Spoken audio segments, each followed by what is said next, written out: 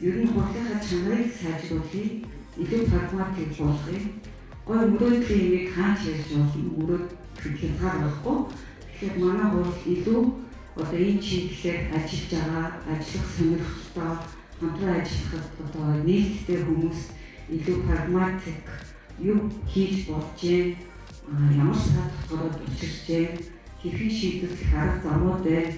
Энэ дээр одоо нийтдээ ярилцаж энэ үйл ажиллагаагаа явуулах нь илүү үр өгөөжтэй бас цаг нь илүү үнцэнтэй болох юм болов уу гэж би бодсон байгаа.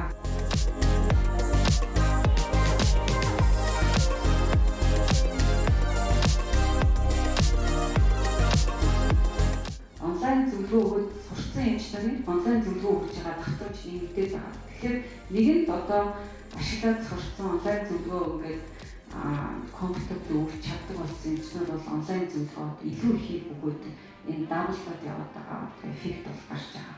Анагаахын шинжилгээ ухааны үндэсний сургуулийн био анагаахын сургуулийн физикийн ухааны доктор Жаргалаа таныг хүргэж байна. За энэ клиникээс жил олон зохион байгуулагддаг энэ эрдэм шинжилгээ за одоо бусад шийдвэрүүдийг шийдэх замаар нэг хуралтай хуралдаанд 3 удаа оролцож байна.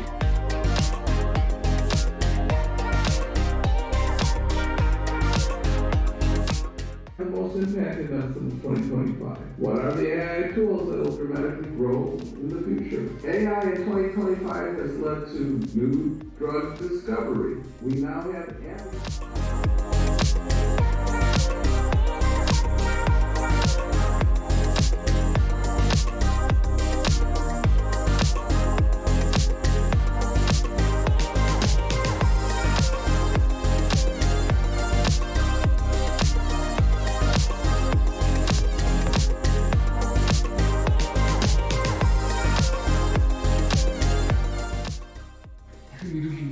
мэржил тавьж байгаа болохоос биш эрүүл мэндийн салбар бол өөрөөсөө хай-тек салбар гэж байна. Тэгэхээр энэ рүү бодлохоор ер нь бол